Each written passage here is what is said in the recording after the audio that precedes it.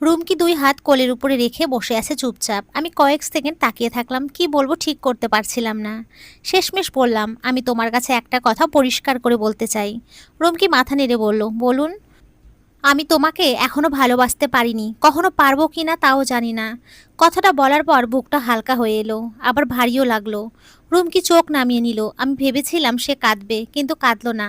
আমি আবার বললাম, কিন্তু আমি আর তোমাকে অবহেলা করতে চাই না। আমি চাই অন্তত একজন দায়িত্বশীল স্বামী হতে। রুমকি ধীরে করে নিঃশ্বাস ফেলল। আপনি জানেন আমি কখনো ভালোবাসা জোর করে চাইনি। জানি, আর সেটাই আমাকে ভয় দেখায়। তুমি কোনোদিন অভিযোগ করনি, তবুও তুমি প্রতিদিন কষ্ট পাও।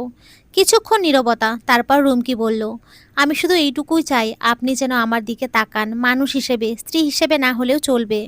এই কথাটা আমাকে নাড়িয়ে দিল। এতটুকু চাওয়া, অথচ আমি সেইটুকুও দেইনি এতদিন। আমি বললাম, আজ থেকে চেষ্টা করব, তোমার দিনটা কেমন গেল সেটা জিজ্ঞেস করব। তোমার পরিবার কেমন আছেন জানতে চাইবো, রাতে ফিরতে দেরি হলে জানাবো। এগুলো হয়তো ছোট, কিন্তু আমি এখান থেকেই শুরু করতে চাই। রুমকির চোখে তখন জল চিকচিক করছিল। সে মাথা নেড়ে বলল, এইটুকুই চেয়েছিলাম আমি।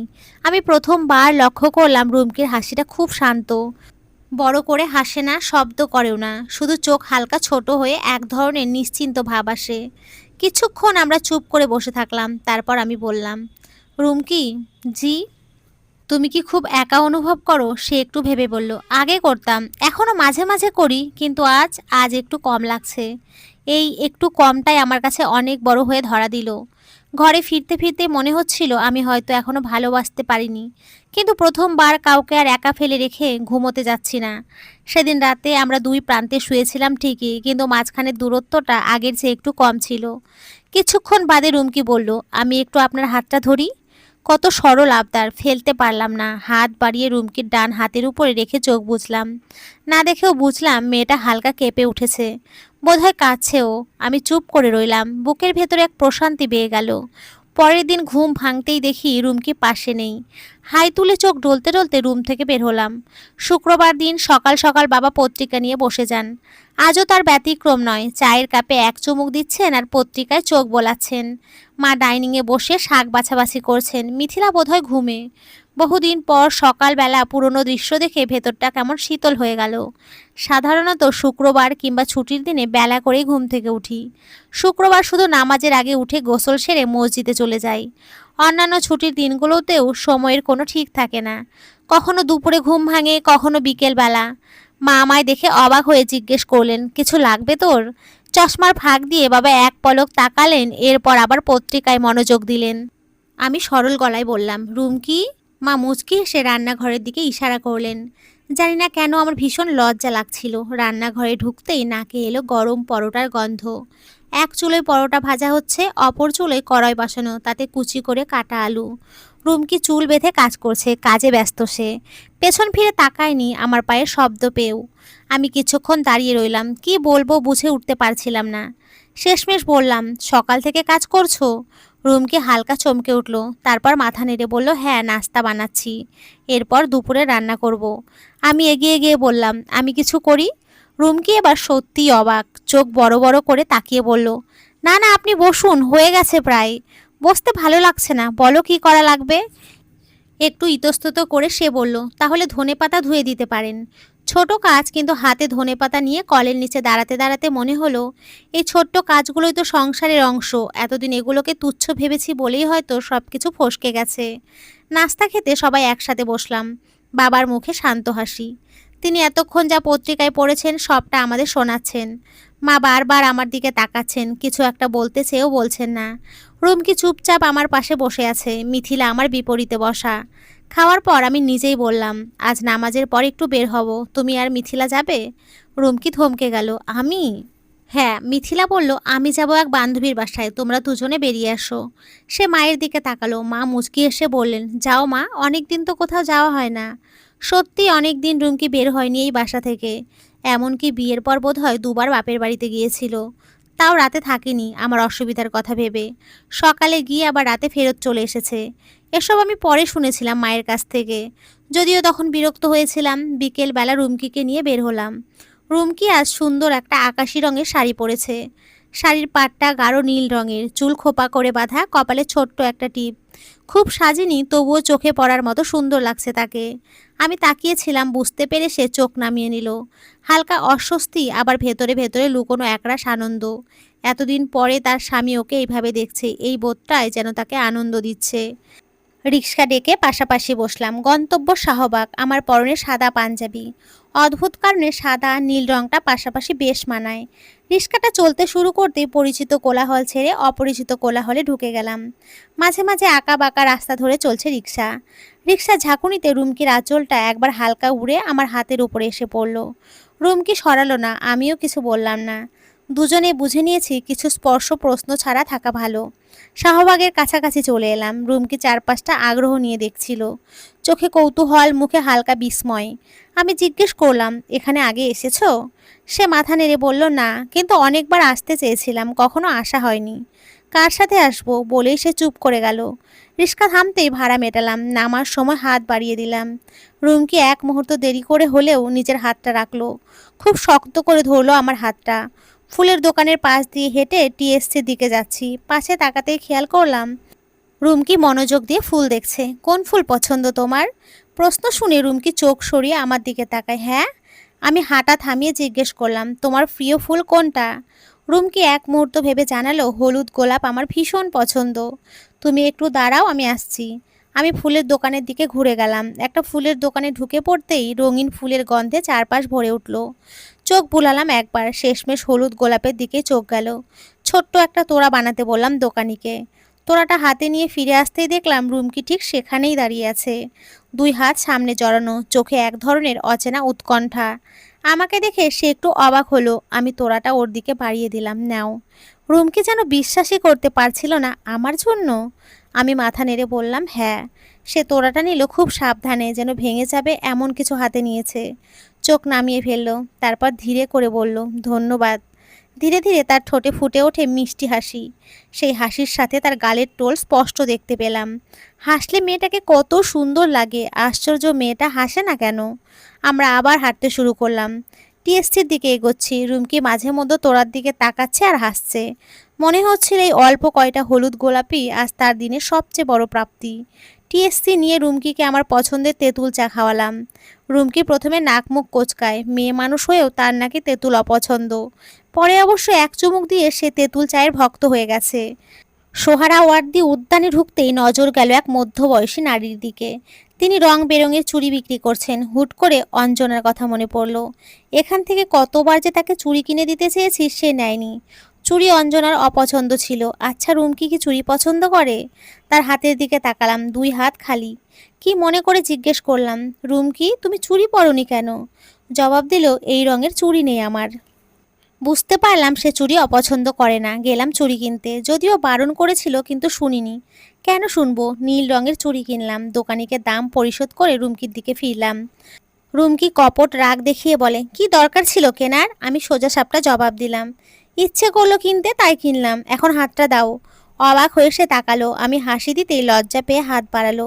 সাবধানে চুড়িগুলো রুমকির হাতে পরিয়ে দিলাম। দুই হাত ভর্তি নীল রঙের চুড়ি পেয়ে রুমকি বারবার হাত নাড়ছে আর আমার দিকে তাকাচ্ছে। তার চোখে মুখে বাচ্চাদের মতো আনন্দ দেখতে পেলাম। সোহরাওয়ার্দী উদ্যানের খোলা ময়দানের ঘাসে গিয়ে বসে পড়লাম। রুমকি আমার পাশে বসলো। বাদামওয়ালাকে ডেকে 10 টাকার বাদাম কিনলাম। বাদাম আমার ভীষণ পছন্দ। খোসা ছাড়িয়ে খেতে শুরু করলাম। রুমকি আমার দিকে হাত বাড়িয়ে বলল, আমায় দেবেন না? রুমকির দিকে তাকালাম, এরপর তার দিকে বাদামগুলো এগিয়ে দিলাম। সে খোসা ছাড়িয়ে খেতে শুরু করলো। অথচ অঞ্জনাকে দেখার পর আমি ভাবতাম বাদাম মেয়েদের অপছন্দ। আমি খেলেও সে বিরক্ত হতো। হাঁটতে হাঁটতে রুমকিকে বললাম, দাঁড়াও, তোমার একটা ছবি তুলে দেই। সে চমকে গেল, মাথা নিচু করে জানালো আমার ছবি তুলতে লজ্জা করে। আমি হাসি মুখে বললাম, এত সুন্দর একটা মুহূর্ত ক্যামেরা বন্দি না করলে পরে আফসোস করবা। আমার কথা শুনে মাথা তুলে সে এরপর ঘাড় হালকা কাত করে দুই হাতে ফুলগুলো আঁকড়ে দাঁড়ায়। সেই সুযোগে আমি মুহূর্তটাকে ক্যামেরা বন্দি করে ফেলি। পুরো বিকেল আমরা গল্প করেছি। রুমকি সেদিন প্রথমবার অনেক কথা বলল। তার স্কুল কলেজ জীবন নিয়ে বহু আলোচনা করলো, কিন্তু অজ্ঞাত কারণে ভার্সিটি নিয়ে মুখ খুলল না। আমিও প্রশ্ন করিনি, সেদিনই প্রথমবার জানলাম তার পরিবারে কে কে আছে। কি অদ্ভুত তাই না? বিয়ের ১.৫ বছর পেরিয়ে গেছে, অথচ আমি জানি না আমার স্ত্রীর পরিবারে কে কে আছে। রাত ১০টা নাগাদ বাসায় ফিরি। বাসায় ফিরে মা আর মিথিলাকে ডেকে চুড়ি ফুল দেখাতে শুরু করে। রুমকিকে হাসি খুশি দেখে সবচেয়ে বেশি খুশি আমার পরিবার। কদিন পর এক জায়গা থেকে ইন্টারভিউ দেওয়ার জন্য ডাক এলো। চাকরিটা পেয়ে গেলে সংসারের হাল ঠিকঠাকভাবে ধরতে পারবো। প্রথম অবস্থায় মাইনে ৩০,০০০, ভালো পারফর্ম করলে কয়েক মাস পর মাইনে বাড়বে। সকাল থেকে দুশ্চিন্তা নিয়ে তৈরি হচ্ছি। রুমকি আমার কাগজপত্র গুছিয়ে ফাইলে দিয়ে দিল। চিন্তায় অন্যমনস্ক হয়ে আছি, ঠিকমতো টাইটাও বাঁধতে পারছি না। রুমকি এগিয়ে এসে ইশারায় জিজ্ঞেস করলো টাইটা বেঁধে দেবো কিনা। হাত সরাতে সে যত্ন করে টাই ঘুরিয়ে প্যাঁচ দিতে লাগলো। ধীরে ধীরে বলল, আমি নামাজ পড়ে দোয়া করছি, দেখবেন চাকরিটা হয়ে যাবে। আপনি দুশ্চিন্তা না করে আল্লাহর নাম নিয়ে ইন্টারভিউ দিতে চান। কথাগুলো বলেই সে মুচকি হাসি দিল। তার গালের টোলটা হালকা দেখতে পেলাম। সেদিন প্রচণ্ড নার্ভাস হয়ে ইন্টারভিউ দিতে ঢুকি। ইন্টারভিউ শেষে ওরা ২ ঘন্টা বসিয়ে রাখে। চিন্তায় ভেতরে ভেতরে অস্থির হয়ে উঠি। এরপর বাকিটা মিরাক্কেল। জানি না কিভাবে, কিন্তু ওই উচ্চ বেতনের চাকরিটা সেদিন আমিই পেয়ে যাই। সেখান থেকে বেরিয়ে সর্বপ্রথম রুমকিকে কল দেই। সে কল ধরে ব্যস্ত গলায় জিজ্ঞেস করে, হ্যালো বলুন। নরম গলায় জবাব দিই, রুমকি, চাকরিটা আমি পেয়ে গেছি। না দেখেও বুঝতে পারি মেয়েটার চোখ ছলছল করছে। সে বলে ওঠে, আলহামদুলিল্লাহ, আল্লাহ আমার দোয়া কবুল করেছে। ২ কেজি ছানার মিষ্টি কিনে বাসায় যাই। গিয়েই দেখি এলাহি কারবার, মা আমার জন্য বিরিয়ানি রান্না চড়িয়েছেন। রুমকির কাছ থেকে খবর পেয়ে তিনি আর দেরি করেননি। বাসায় সেদিন বয়ে গেল খুশির জোয়ার। রাতে খাওয়ার টেবিলে অদ্ভুত একটা প্রশান্তি ছিল। অনেক দিন পর বাবার চোখে মুখে নিশ্চিন্ত আনন্দ দেখলাম। মা বারবার আমার পাতে মাংস তুলে দিচ্ছেন। মিথিলা খুশিতে ছানার মিষ্টির শেষ টুকরোটাও দাবি করে বসলো। আমি শুধু চোখ বুলিয়ে সবাইকে দেখছি। রুমকি চুপচাপ মাঝে মাঝে আমার দিকে তাকাচ্ছে, আবার চোখ নামিয়ে নিচ্ছে। খাওয়া শেষে আমি নিজেই প্লেট তুলতে উঠলাম। রুমকি অবাক হয়ে বলল, থাক আমি করি। আমি মাথা নেড়ে বললাম, আজ আমি তোমার সাহায্য করব। সে আর কিছু বলল না, পাশে দাঁড়িয়ে থাকলো শুধু। রাতে ঘরে ফিরে খেয়াল করলাম রুমকি আলমারির সামনে দাঁড়িয়ে কিছু করছে। এগিয়ে গিয়ে জিজ্ঞেস করলাম, কি করছো? সে ঘুরে দাঁড়ালো, তবে কিছু একটা পেছনে লুকালো। সন্ধিহান দৃষ্টিতে তাকিয়ে প্রশ্ন করলাম, কি লুকোচ্ছ? মাথা নিচু করে ২ হাত সামনে আনলো। তার হাতে একটা শপিং ব্যাগ। নরম স্বরে বলল, আপনার জন্য। হাত বাড়িয়ে সেটা নিলাম। ভেতর থেকে বেরিয়ে এলো সাদা রঙের শার্ট। অবাক হয়ে রুমকির দিকে তাকালাম। ওইভাবেই সে জবাব দিল, আপনার জন্য কিনেছিলাম। আমার বিশ্বাস ছিল আপনি চাকরিটা পাবেন। শার্টটা হাতে নিয়ে কিছুক্ষণ চুপ করে রইলাম। সাদা রঙটা আমার পছন্দের। কিন্তু ও জানলো কিভাবে? নাকি জানার দরকার হয় না? যেই মানুষটা ভালোবাসে সে এমনিতেই বুঝে নেয়। আমি ধীরে করে জিজ্ঞেস করলাম, কবে কিনলে? রুমকি চোখ নামিয়ে বলল, কয়েকদিন আগে, আপনার ইন্টারভিউয়ের কথা জানার পরই। তখন তো নিশ্চিত ছিল না। সে মাঝপথে থামিয়ে দিল। আমি ছিলাম। এই ছোট্ট কথাটা বুকের ভেতরে কোথাও গেঁথে গেল। নিশ্চিত থাকা এত সহজ হতে পারে আমি জানতাম না। শার্টটা আবার ব্যাগে রেখে ওর দিকে তাকালাম। কত টাকা পড়েছে? রুমকি মাথা নেড়ে বলল, ওসব জিজ্ঞেস করবেন না প্লিজ। আমি হালকা হেসে বললাম, ঠিক আছে, করলাম না। তবে এটা পরে অফিসে গেলে মনে হবে তুমি সাথে আছো। এই কথা শুনে সে প্রথমে অবাক হলো, তারপর ঠোঁট চেপে হাসলো। চোখের কোণে চিকচিক করছিল। একটু একটু করে আমার জীবনটা গুছিয়ে দিচ্ছিল রুমকি। আমাদের দুজনের মধ্যে বন্ধুত্বপূর্ণ সম্পর্ক তৈরি হয়ে গেল। রুমকি আমার সাথে আগের চেয়ে অনেকটা সহজ, নিজ থেকেই আগ বাড়িয়ে কথা বলে। মাঝে মাঝে নিজেকে নিয়ে বলে, নিজের অপূর্ণ স্বপ্ন নিয়ে বলে। রুমকির খুব ইচ্ছে ছিল পড়ার, তা সম্ভব হয়নি। কেন হয়নি সেই বিষয়ে প্রশ্ন করলে এড়িয়ে গেছে। ঝকঝকে আকাশে যেমন হঠাৎ কালো মেঘ ছেয়ে গর্জন করে, আমার জীবনে ঠিক এমন কালো মেঘের উদয় হয় একদিন। সেই কালো মেঘটা আর কেউ নয়, অঞ্জনা। অফিসে কাজ করছি, এমন সময় ফোনটা হঠাৎ বেজে উঠল। অপরিচিত নাম্বার দেখে প্রথমে তুললাম না, এরপর আবার কল এলো। বিরক্ত হয়ে কল রিসিভ করলাম। অপর পাশ থেকে সেই চেনা হ্যালো শুনে ভেতরটা কেমন থমকে গেল। কেমন আছো অভ্র? প্রশ্নটা শুনে ঢোক গিলে জবাব দিলাম, ভালো, তুমি? ব্যথিত গলায় জবাব এলো, আমিও ভালো। কিছুক্ষণ দুজনেই নীরব রইলাম। এরপর আমি বললাম, তারপর বলো, হঠাৎ কি মনে করে কল দিলে? হঠাৎ না, অনেকদিন ধরে ভাবছিলাম কল দেব, কিন্তু সাহস হচ্ছিল না। তোমায় একটা কথা বলার ছিল। হ্যাঁ বলো। একটু দেখা করতে পারবে, জাস্ট একবার? আজ তো সম্ভব না, কাল তো শুক্রবার, প্লিজ কাল এসো, না বলো না। আমি দ্বিধায় পড়ে গেলাম। কাল তো রুমকিকে নিয়ে নানু বাড়ি যাওয়ার কথা। অপর পাশ থেকে অঞ্জনা আবারও বলল, কি হলো অভ্র, পারবে না? পারবো। ঠিক আছে, কাল দেখা হচ্ছে। কল কাটার পর কেমন হাঁসফাঁস লাগছিল। বুঝতে পারছিলাম না কেন এমন লাগছে। সেদিন আর কাজে মন বসাতে পারিনি। বাসায় ফিরতেই রুমকি দরজা খুলল, মিষ্টি হাসি দিয়ে তাকিয়ে রইল। আমি ওর দিকে তাকালাম না, সোজা চলে গেলাম রুমে। শার্টটা খুলে কোনো মতে বিছানায় ছুঁড়ে চলে গেলাম বারান্দায়। দীর্ঘদিন পর সিগারেট ধরালাম। রুমকি এসব দেখে দরজার আড়ালে দাঁড়িয়ে রইল। মেয়েটা কি বুঝেছে কে জানে। আমি ওকে কিছু বলার বা বোঝানোর চেষ্টা করলাম না। পরের দিন অঞ্জনার মেসেজ পেয়ে সকাল সকাল বাসা থেকে বেরিয়ে যাই। ক্যাফেতে বসে আছি, আমার বিপরীতে অঞ্জনা বসা। অনেকদিন পরেও তাকে ঠিক আগের মতোই লাগছে, মুখটা পরিচিত। অথচ তাও মনে হচ্ছে সে আমার অচেনা। চুলগুলো আগের মতোই খোলা, ঠোঁটে টানা হাসি। কিছুই বদলায়নি, শুধু চোখের নিচে হালকা ক্লান্তির ছাপ, যেটা আগে কখনো খেয়াল করিনি। ওই কফি শপের কোলাহলের ভেতরেও আমাদের টেবিলটা অদ্ভুতভাবে নিঃশব্দ। ওই প্রথম কথা বলল, তুমি বদলে গেছো অভ্র। আমি কফির কাপে চুমুক দিলাম। মানুষ বদলায়। অঞ্জনা হালকা হাসলো। বদলাতে হয় নাকি বাধ্য করা হয়? এই প্রশ্নটার জন্য আমি প্রস্তুত ছিলাম না। কিছুক্ষণ চুপ করে রইলাম, তারপর বললাম, জীবন এমন জায়গায় নিয়ে যায় যেখানে না বদলালেই নয়। সে আমার দিকে এক দৃষ্টে তাকিয়ে রইল। তোমার বিয়ে হয়েছে তাই না? আমি মাথা নেড়ে বললাম, হ্যাঁ। এক মুহূর্তের জন্য তার চোখের দৃষ্টি নরম হয়ে এলো। খুব দ্রুতই আমার সামনে নিল নিজেকে। বলল, দেরিতে হলেও বিবাহের শুভেচ্ছা। ধন্যবাদ। অঞ্জনা কফির কাপটা ঘোরাতে ঘোরাতে বলল, তুমি কি সুখী? এই প্রশ্নটা আমি রুমকির কাছে কখনো শুনিনি। রুমকি কখনো জিজ্ঞেস করেনি আমি সুখী কিনা। সে শুধু চেয়েছে আমার যাতে কখনো দুঃখ না ছই। আমি ধীরে ধীরে বললাম, আমি ভালো আছি। ভালো আর সুখী এক জিনিস না অব্র। এইটুকু বলে অঞ্জনা চোখ তুলে তাকালো, তারপর বলল, তুমি সব সময় শান্ত মানুষ ছিলে, যে কোনো পরিস্থিতিতে বলেছো ভালো আছো। কিন্তু সুখী, বাকিটা সে বলল না। আমি চেয়ারে ঠেসে বসলাম। তুমি কেন রেখেছো আমাকে? অঞ্জনা একবার কাচের দেয়াল ভেদ করে বাহিরের দিকে তাকালো। বাইরে রোদ, অথচ ভেতরে ছায়া। কারণ আমি ভুল করেছি, বলল সে। আর কিছু ভুল মানুষ সারা জীবন বইতে পারে না। আমার বুকের ভেতরে কোথাও হালকা একটা কাঁপুনি উঠল, কিন্তু সেই কাঁপুনির মাঝেও হঠাৎ রুমকির মুখটা মনে পড়ে গেল। আমি শান্ত গলায় বললাম, কিছু ভুল ঠিক করার সময় পার হয়ে যায় অঞ্জনা। সে আমার দিকে তাকিয়ে খুব ধীরে বলল, তবুও আমি জানতে চাই, যদি সময়টা ফিরিয়ে দেওয়া যেত, তুমি কি আমায় ছেড়ে যেতে? আমি তোমায় ছাড়িনি অঞ্জনা, তুমি ছেড়ে গেছো। তুমি আগে বিয়ে সংসার পাতিয়েছো। আমার কথা শুনে অঞ্জনা হেসে উঠল। হাসিটা খুব ছোট্ট, খুব চাপা, ঠোঁটের কোণে আটকে থাকা একটা হাসি।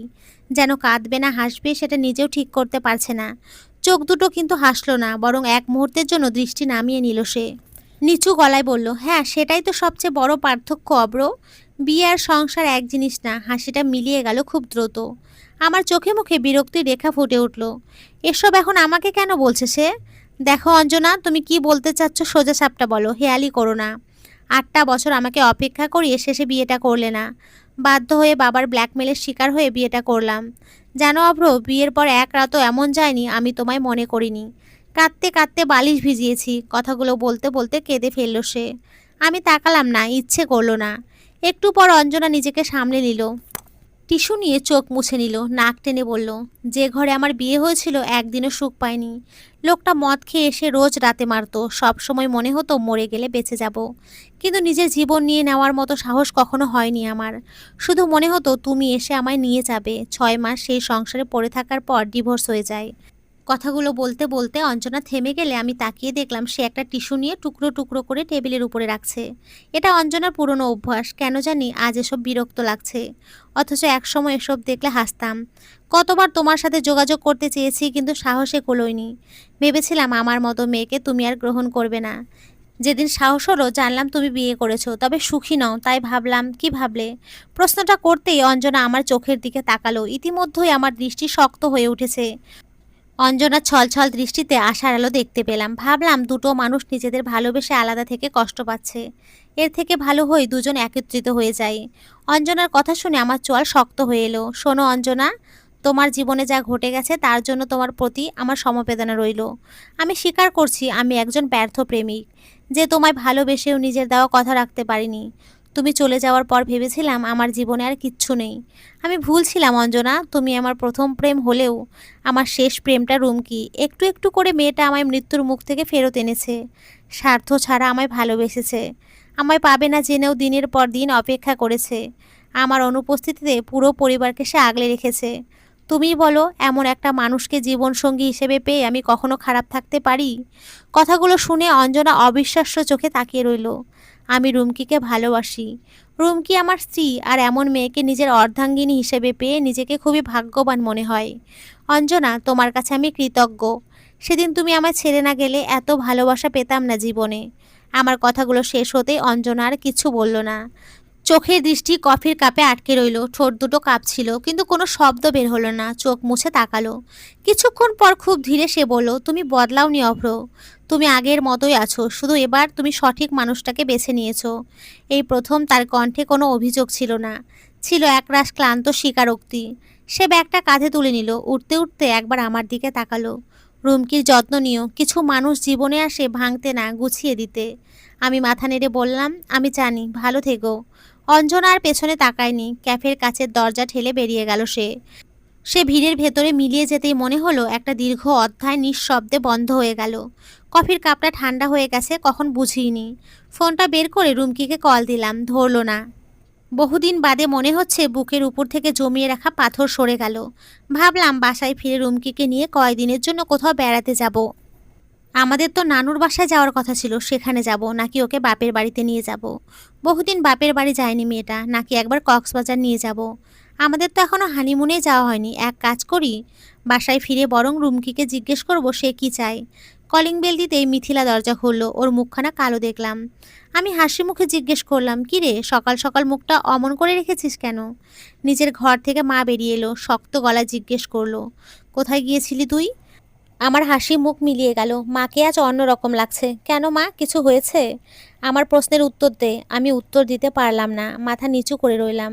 মাই বলল, অঞ্জনার সাথে দেখা করতে গিয়েছিলি? নড়লাম না, স্থির রইলাম। মা গিয়ে সে বাম গালে চড় বসালো। ডান দিকে হালকা বেঁকে গেলাম, তবুও চোখ তুললাম না। আজ আমার মনে হচ্ছে রুমকির জীবনটা আমি নষ্ট করেছি। তোর মতো স্বার্থপর ছেলে রুমকির মতো মেয়ের যোগ্য না। অঞ্জনা অঞ্জনা করে নিজের জীবনটাকে খেলি, সাথে আমাদেরকেও ধ্বংস করলি। আর এখন রুমকির মতো মেয়েকেও হারালি।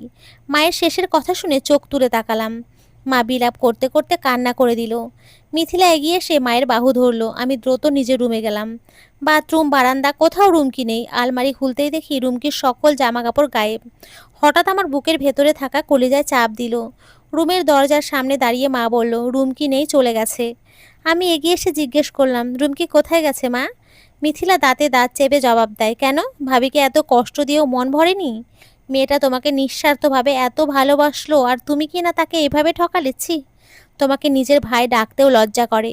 মিথিলা মুখ ঘুরিয়ে নিল। দুই হাত একত্রে করে বললাম, আমাকে যত গালি দেওয়ার দে, তবুও বল রুমকি কোথায়? মা শক্ত গলায় জবাব দেয়, কোথায় আবার, চিরতরে তোকে মুক্তি দিয়ে চলে গেছে। বলেছে খুব শীঘ্রই ডিভোর্স পেপার পাঠিয়ে দেবে। এরপর তুই থাকিস তোর অঞ্জনাকে নিয়ে, থাকিস সেই নির্লজ্জকে নিয়ে, যে একজন বিবাহিত পুরুষের সংসার ভাঙে। কথাগুলো বলে মা নিজের রুমের দিকে চলে যান। আমি মিথিলার দিকে অসহায়ের মতো তাকিয়ে রইলাম। যাওয়ার আগে বলল, আমার উচিত হয়নি ভাবির জীবনটা নষ্ট করা। যেদিন ও বলেছিল তোমাকে পছন্দ করে, সেদিনই ওকে বলা উচিত ছিল তুমি ওর যোগ্য না। কথাগুলো বলে সেও চলে গেল। আমার মাথা ভন ভন করে ঘুরতে শুরু করলো। রুমকি আমায় আগে থেকেই পছন্দ করতো? রুমকি আর মিথিলা একে অপরে পরিচিত? আমি এসব কিছুই জানি না। এখন এসব ভাবার সময় না। যত দ্রুত সম্ভব রুমকিকে ফেরত আনতে হবে। আর দেরি করলে চিরতরে মেয়েটাকে হারিয়ে ফেলবো। বাসা থেকে বের হয়ে রওনা দিলাম শ্বশুরবাড়ির দিকে। মনে হচ্ছিল প্রতিটি মিনিট 1 ঘন্টার সমান দীর্ঘ হয়ে উঠেছে। কল দিলাম, ফোন বারবার রিং করলো, কিন্তু রুমকি ধরলো না। বিয়ের পর প্রথমবার এভাবে শ্বশুরবাড়িতে আবার আসবো ভাবিনি। ইতস্তত করে কলিং বেলে সুইচ চাপলাম। দরজা খুলল আমার ছোট্ট শালিকা, মানে রুমকির বোন। আমি তার দিকে হাসি দিলাম। সে হাসি বিনিময় করলো না, বরং বিরক্ত হলো। ভেতর থেকে শ্বশুরমশাইয়ের গলা পেলাম। শালিকা ঘরের ভেতরে চলে গেল। শ্বশুরমশাই দেখতে এলেন কে এসেছে। দরজার সামনে আমায় দেখে বিরক্ত হলেন, নাকি চমকালেন ঠিক বুঝতে পারলাম না। তুমি ভেতরে আসো। দুই হাতে থাকা ব্যাগ সমেত ভেতরে প্রবেশ করলাম। শ্বশুরমশাই ব্যাগগুলো দেখে বলল, এসব কি? সামান্য বাজার আর মিষ্টি এনেছি। গম্ভীর হয়ে তিনি সোফায় বসলেন। অভ্র, বসো। ব্যাগগুলো দেখিয়ে বললাম, এগুলো ভিতরে নিতে বলুন। বসো, আগে কথা বলি। বুঝলাম তিনি নিশ্চয়ই রুমকির বিষয়ে কথা বলবে। একবার ভেতরের ঘরের দিকে তাকালাম রুমকির দেখার পাওয়ার আশায়। বুঝলে অভ্র, সময় গেলে সাধন হয় না, এই কথা তো জানো। আমি জবাব দিলাম, জি। শ্বশুরমশাই সোজা হয়ে বসলেন। বুঝলাম তিনি আসল কথা বলবেন। শুনেছি তিনি কনস্টেবলের পদে চাকরি করত। খুব টানাটানির সংসারে রুমকির বেড়ে ওঠা। তার উপরে ওরা 4 ভাই বোন। আমি চিরকাল চেয়েছি ছেলে মেয়েগুলোকে মানুষের মতো মানুষ করব। হয়েছেও তাই। কেউ বলতে পারবে না আমার একটা ছেলে বা মেয়ে আজ অবধি কোনো দুর্ঘটনা ঘটিয়েছে। তবে আমার 4 ছেলে মেয়ের মধ্যে সবচেয়ে শান্ত আর লক্ষ্মী সন্তান রুমকি। জীবনে ওর কোনো চাওয়া পূরণ করতে পারিনি। ল পড়তে চেয়েছিল, কিন্তু টাকার অভাবে পড়াতে পারিনি। এরপর মুখ ফুটে কিচ্ছু চাইনি আর। বাবা হিসেবে নিজেকে ব্যর্থ মনে হয়েছিল। প্রতিজ্ঞা করেছিলাম মেয়েকে এমন কারোর সাথে বিয়ে দেবো যে ওর কোনো চাওয়া অপূর্ণ রাখবে না। কিন্তু একদিন মেয়ে এসে বলল সে তোমায় পছন্দ করে। আমি আর কোনো প্রশ্ন করিনি, বিয়ে দিতে রাজি হয়ে যাই। তোমাকে প্রথম দেখায় ভেবেছিলাম কথা কম বলো, তবুও মনে হয়েছিল আমার মেয়েটাকে তুমি সুখী করবে। শ্বশুরমশাই একটু থামলেন, গলার স্বর হঠাৎ ভারী হয়ে এলো। কিন্তু অব্র, মানুষ ভুল করে, আমি ভেবেছিলাম তুমি ভুল করবে না। তুমি আমার বিশ্বাস রাখোনি। আজ বুঝছি বাবা হিসেবে আমি আবারও ভুল করেছি তোমায় ভরসা করে। আমি চুপ করে রইলাম, মাথাটা এমন নিচু যে চোখ তুলে তাকানোর সাহস পেলাম না। তিনি দীর্ঘশ্বাস ফেলে বললেন, রুমকি এখানে এসে কিছুই বলেনি, একটাও অভিযোগ না। শুধু বলেছে ও আর বোঝা হয়ে থাকতে চায় না, কারো জীবনে তৃতীয় মানুষ হতে চায় না। কথাটা বুকের ভেতর ছুরির মতো ঢুকে গেল। তিনি আবার বললেন, তুমি জানো অভ্র, ওর চোখে এক ফোঁটাও রাগ ছিল না, ছিল শুধু ক্লান্তি। খুব ভয় পেয়েছি সেই চোখ দুটো দেখে। এমন চোখ সাধারণত তখনই হয় যখন মানুষ ভেতর থেকে হেরে যায়। আমি কাপা গলায় বললাম, শ্বশুর আব্বা, আমি ভুল করেছি, খুব বড় ভুল। কিন্তু বিশ্বাস করুন, আমি রুমকিকে হারাতে চাই না, আমি ওকে ভালোবাসি। শ্বশুরমশাই আমার দিকে তাকালেন। ভালোবাসা প্রমাণ করতে হয় অভ্র, কথায় নয়, সিদ্ধান্তে। আজ তোমার সিদ্ধান্তটাই ওকে ভেঙে দিয়েছে। ভেতরের ঘর থেকে হালকা শব্দ এলো, কেউ দরজার আড়ালে দাঁড়িয়ে আছে। বুকটা হঠাৎ ধক করে উঠল। আমি উঠে দাঁড়িয়ে বললাম, আমি কি রুমকির সাথে একবার কথা বলতে পারি? তিনি কিছুক্ষণ চুপ করে রইলেন, তারপর ধীরে মাথা নেড়ে বললেন, ওর মা মানা করেছে। কিন্তু একটু থেমে যোগ করলেন, মেয়েটা তোমায় ছাড়া থাকতে পারবে না, এটা আমিও বুঝেছি। যদি তুমি ওর অভিমান ভাঙাতে পারো আর আমায় কথা দাও সব ঠিক করে নেবে, তাহলে আমি আর আটকাবো না। আমি দৃঢ় গলায় বললাম, আপনাকে আমি কথা দিচ্ছি রুমকিকে আর আমি একা করে দেব না। আজ থেকে ওর সকল দায়িত্ব আমার। যদি কখনো ব্যর্থ হই, যা শাস্তি দেবেন মাথা পেতে নেব। তিনি মৃদু হাসি দিলেন, এরপর ছোট শালিকাকে ডেকে বললেন আমাকে রুমকির রুমে নিয়ে যেতে। রুমকির রুমে ঢুকে ভেতর থেকে দরজা বন্ধ করে দিলাম। খাটের এক কোণে গুটিসুটি হয়ে বসে আছে, মুখটা অন্যদিকে ফেরানো। ডাক দিলাম, রুমকি। জবাব এলো না। রেগে আছো নাকি অভিমান করেছো? রুমকি কোনো উত্তর দিল না। ধীরে বললাম, তুমি রেগে থাকলে সেটার অধিকার তোমার আছে। আমি সেটা ভাঙাতে আসিনি, এসেছি তোমাকে তোমার স্থান বুঝিয়ে দিতে। রুমকি নড়ল না। আমি মেঝেতে ওর পায়ের কাছে বসে পড়লাম, মাথাটা ওর গায়ে ঠেকিয়ে বললাম, জানো, আজ প্রথমবার বুঝেছি কাউকে হারানোর ভয় কাকে বলে। অঞ্জনাকে হারিয়েছিলাম অনিচ্ছায়, কিন্তু তোমায় নিজে হাতে দূরে ঠেলে দিচ্ছিলাম। রুমকির খুব সামান্য কেঁপে উঠল। আমি কথা থামালাম না। আমি তোমার কাছে কোনো ব্যাখ্যা দিতে আসিনি, ব্যাখ্যা দিয়ে ভুল ধোয়া যায় না। আমি শুধু বলতে চাই আমি তোমায় ছাড়া থাকতে পারবো না রুমকি। তোমায় আমি ভালোবাসি। চোখ তুলে বললাম, আমায় একটু ভালোবাসবে রুমকি? আমি ভীষণ তৃষ্ণার্ত, একটু ভালোবাসো আমায়। সাথে সাথে শব্দ করে রুমকি কান্না করে দিল। দুই চোখ বেয়ে অশ্রু গড়িয়ে পড়ল। আমি উঠতেই আমার বুকে হামলে পড়ল। আমি ওকে শক্ত করে জড়িয়ে ধরলাম। এই প্রথম বুঝলাম ভালোবাসা হারানোর কিনারায় গিয়ে মানুষ সত্যিকারের ভালোবাসা চিনতে শেখে। রুমকি কিছুক্ষণ কাঁদলো আমার বুকে মুখ লুকিয়ে, তারপর খুব ধীরে বলল, আমি কাউকে দোষ দিইনি অভ্র, শুধু ভীষণ ক্লান্ত হয়ে পড়েছিলাম। আমি ওর চুলে হাত বুলিয়ে বললাম, এবার আর ক্লান্ত হতে দেব না, কথা দিচ্ছি। রুমকি কিচ্ছু বলল না, শুধু আমার শার্টের হাতাটা শক্ত করে ধরে রাখলো।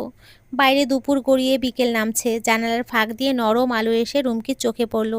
সেই চোখে আর অভিমান নেই, অভিযোগ নেই, আছে একরাশ ভালোবাসা। আমি জানি সব ভুল একদিন মুছে যায় না, সব ক্ষত এক রাতেই সারে না, কিন্তু কিছু মানুষ চলে আসে ভাঙা জায়গাগুলো আগলে রাখতে। রুমকি ঠিক তেমনই একজন। সেদিন শ্বশুরবাড়ি থেকে ফিরেছিলাম আমরা একসাথে, দুজন মিলে নতুন করে সবটা শুরু করব সেই প্রতিশ্রুতি নিয়ে। ভালোবাসা মানে নিখুঁত হওয়া না, ভালোবাসা মানে ভুলের পরেও পাশে থাকা। আর আমি ঠিক করেছি এই মেয়েটাকে আর কখনো একা হতে দেব না। যত দিন বেঁচে থাকবো রুমকি নামের মেয়েটিকে বুকের মাঝে আগলে রাখবো।